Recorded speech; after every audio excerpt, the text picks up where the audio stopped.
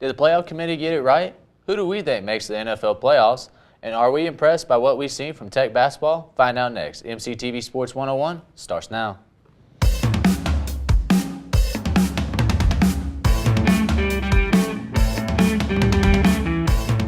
Hey there, sports fans, and welcome to MCTV Sports 101. I'm Kyle Stafford. And I'm Billy Ingle. Well, the college football playoff is set as Alabama will take on Washington in the Chick-fil-A Peach Bowl, while Clemson and Ohio State will collide in the PlayStation Fiesta Bowl.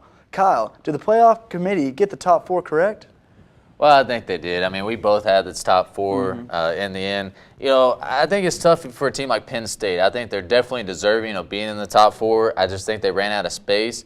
But I do think we talked about it. The committee needs to come out and say what's required to get in because we don't know time. I mean, this is the third year, and we still don't know what the playoff committee wants. Yeah, I agree with you completely there. I mean, just one thing that I harp on about the playoff committee is that they're inconsistent. Yeah. And not only this, with this recent Penn State not getting in with winning the Big Ten championship, which is supposed to be the best conference in college football right now, and they didn't get in. Yeah. So to me, this devalues the meaning of conference championships. And so already, as you know, it used to be a big time of year, conference championship season. Everybody's looking to win their conference, and you know, if you get into the BCS, you know, so be it. But now with the college football playoff, it just makes conference championships almost irrelevant because now that you can get in to the BC or to the title game without even winning your own conference. Yeah, and you look at, I mean, Ohio State's an example of this. And 2 years ago, TCU was left out for Baylor too. I mean, I still think TCU was better that year than Baylor.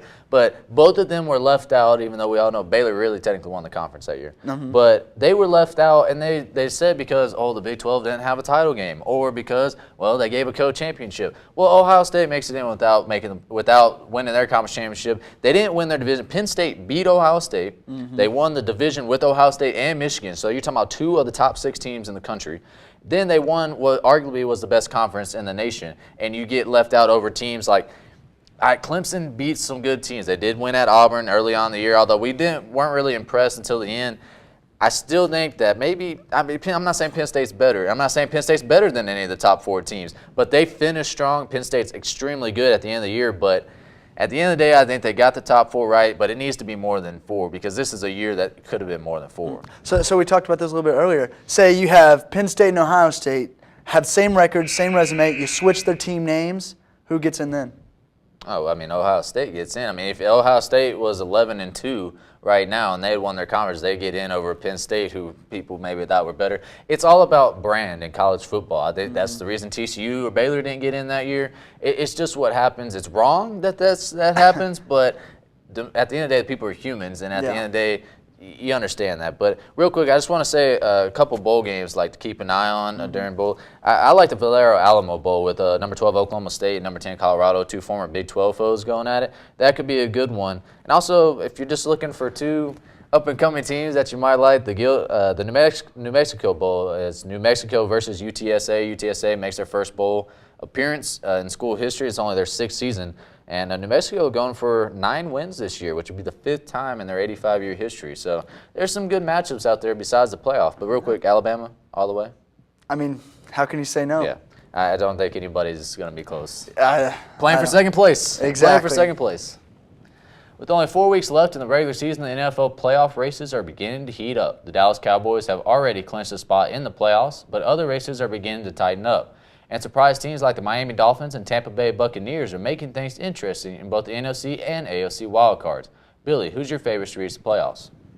Well, starting off in the NFC, I think me and you both agree on this one that Seattle, Dallas, and Detroit have all locked in their spots. Detroit definitely. I think that they have been phenomenal with you. They finally didn't trail for a game in the fourth quarter for the first time Matthew all season. Stafford didn't have to bring them back. But one I'm looking at in the NFC is the South, as we said, with the Bucs and Atlanta. Now, I do think Atlanta does win out this division just because the strength of their schedule is incredibly easy with LA, San Francisco, Carolina, and New Orleans. The Bucs got a little bit harder with New Orleans twice, Dallas, and also Carolina. So I think that can, the Atlanta end up, winning that division. But for the wild card, I think New York definitely gets in. And the only other teams that I see that can maybe take the Bucs out of that 6th spot are the Washington Redskins and maybe the Minnesota Vikings. I mean, Washington's got some, not the easiest games, but, relatively easier with Philadelphia, Carolina, Chicago, and the Giants at the end of the season. So I'm looking for them to make some jumps. Yeah, I think a lot of people are looking at Green Bay still as a team to kind of win that division. I think Green Bay is out of it. I just don't think they haven't been consistent all season. I think they know they're not a Super Bowl team. Yeah, they haven't been consistent all season, and Aaron Rodgers is having an injury issue right now with his hamstring. The defense is banged up. But looking at staying with the NFC real quick, I do think obviously Dallas, Seattle, Detroit. I think Atlanta wins the division, like you said. I think Tampa Bay still gets in because you look at their schedule. New Orleans, they play New Orleans twice, home and away. And then they play at Cowboys and Panthers. They lose the Cowboys game for sure. They could beat the Saints twice just because the Saints' defense is good enough. I think they do lose at least one against the Saints, but I think they beat the Panthers. So I think Tampa Bay's in.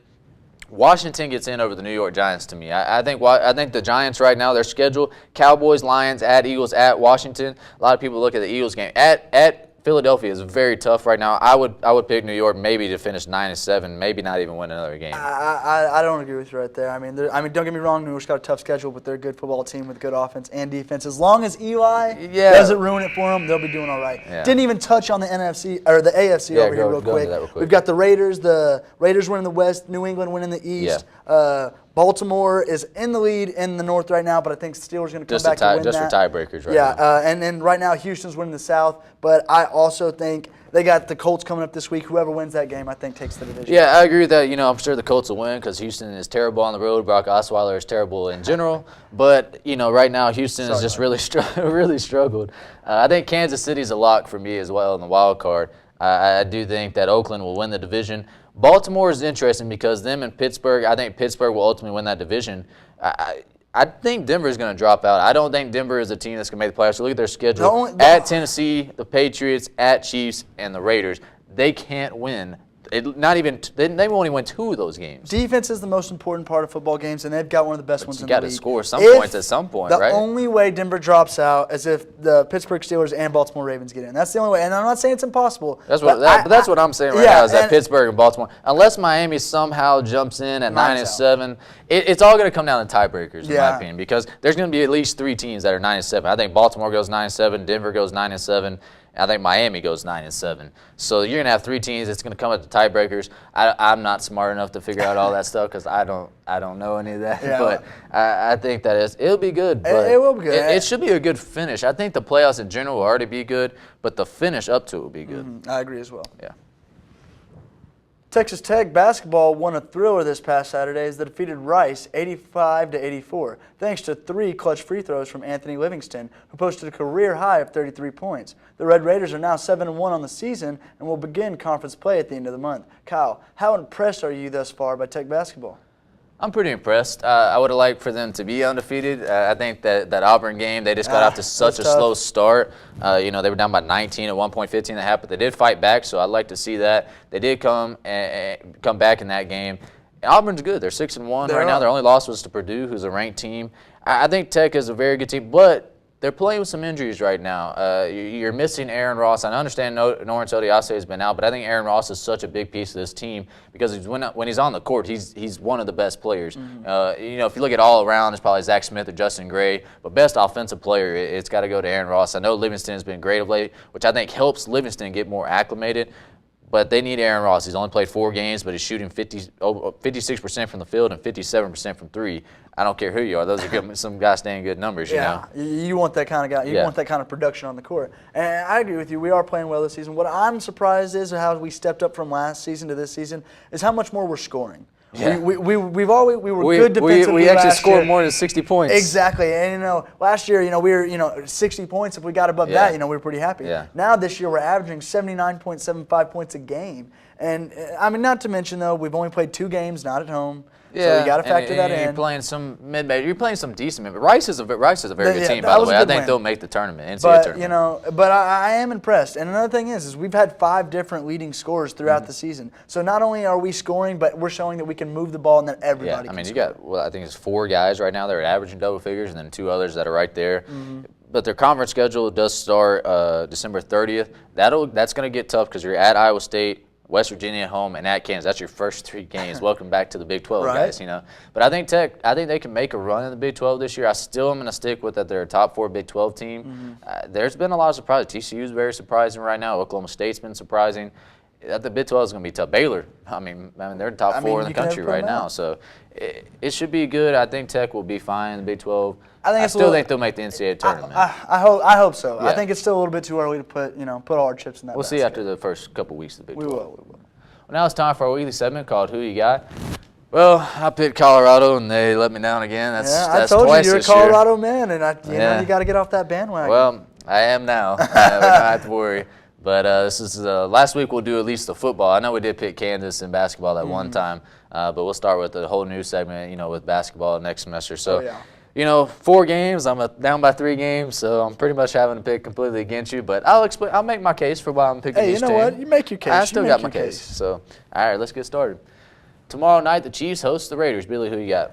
I got the Chiefs. They're playing extremely well on defense. They're a veteran team who's been been to the playoffs before and been down a playoff stretch and down a playoff hunt. So I think Derek Carr and that offense, and really the Raiders they've been playing outperforming almost this year, but. I think that it's going to be too tough for them to go in there and take down that Kansas City defense. I'm going to go with Oakland. I think they're playing so well right now. They did lose pretty bad at home against the Chiefs early in the season, but this is a different Raiders team. The defense is coming along. There's really only one thing to say, Derek Carr. I mean, he's just been fantastic. Yeah. But I think the Raiders, this is a chance for them pretty much to seal a division. I mean, I understand that there's still some times left, but you'd have a 2-game lead with about 3 weeks left. Yeah. That's pretty sold to me. Mm-hmm. Sunday, Broncos travel to Nashville to take on the Titans. Kyle, who you got? I'm going to go with Denver. I like what Tennessee's done this year, but we did talk about the Denver defense. I think they're just too good. I think Von Miller will get after Marcus Mariota a little bit. And I still think Tennessee is a team that could compete for their division, but I think right now Denver needs this win to stay in the playoff race, and they'll find a way. Now, it'll be interesting to see if Simeon gets back in the lineup this week or if it's going to be Paxton Lynch. So. Yeah. I'm going to go ahead and go with the Titans just because, that run game, and I think the Denver defense is the soul, obviously heart and soul of the team. Yeah. And I think that Titans run game and that there play are action flaws class, on that defense with the run. Exactly. So I think that they'll be able to move the ball just well enough to be able to get that win, and I don't think Denver's offense is going to be able to put up any points. Yeah, their offense is really struggling anyways, so we'll see. The Saints take on the Buccaneers. Billy, who you got? I got the Bucs. Jameis Winston has been playing great as of late right now. He's got that team rolling. Yeah. And, I got the Bucs. I like them. They had a big win last week at San Diego, but I'm going to go with the Saints. They had a awful offensive showing at home against Detroit, which is very shocking because, one, they were at home, and it's the Saints offense. So they're going to be in warm Tampa Bay. I'm guessing it's going to be warm. I don't expect snow in Tampa Bay. So I would go with them. I think the Saints, Drew Brees, will have a bounce-back game. I still think Tampa Bay maybe wins that second game at New Orleans, but right now I'm going to go with New Orleans right now. Yeah. Giants host the Cowboys in prime time. Kyle, who you got? Well, I know I completely bashed the Giants a few minutes ago, but I do think the Giants will pick up this W this Sunday night just because they have that. Who's the one loss for the Cowboys this year? And why would you think that they are going to let them beat them again? Who's the one loss? It is the Giants. Eli Manning is just a great team killer because you look at his teams and normally not that great, but the 2 Super Bowls want to beat Tom Brady. So, look, I mean, obviously I'm not comparing any of that, but I'm just saying I think the Giants at home, they got shellacked last week against Pittsburgh, so I think they'll bounce back. Yeah, no, I'm going to go with the Cowboys. I just feel like that after that first, loss at the beginning of the season, even if, the Cowboys are due for their loss coming up here in the next 4 weeks, I just don't think that they're going to let it be to the Giants. I think that they've got too much passion built up for this game and too much want to. They've got a long rest after that Minnesota game. They're going to come back fired up, and, I think they're going to punch them in the mouth. It might be good to lose one game for the playoffs, just so you get another taste of losing. But I see that coming. I mean, I don't like to lose. Personally, I'd rather win out. I see that coming maybe with Tampa Bay. I'm a little. Yeah, that'd be a good one. That could be a little trap game for us. It could be a trap game for us. Well, real quick before we get out of here, it'll be close to time probably by the time Pat Mahomes, if he's going to make his announcement anytime soon. We saw Christian McCaffrey go out today. Leonard Fournette, I believe, was on Monday. So it'd be interesting to see. Do you think Pat Mahomes stays another year? I would love to see him do that, but in all honesty, I don't see any reason why he would. He's had so many injuries this semester. Oh yeah. I mean, that's only going to hurt his draft stock. So we love you, Patty, but do what you got to do that's best for you. Yeah, there's not really anything left here. I think Tech is still not going to win more than 7 games next year just because I just don't see enough improvement, especially from this season. I think it's best for him.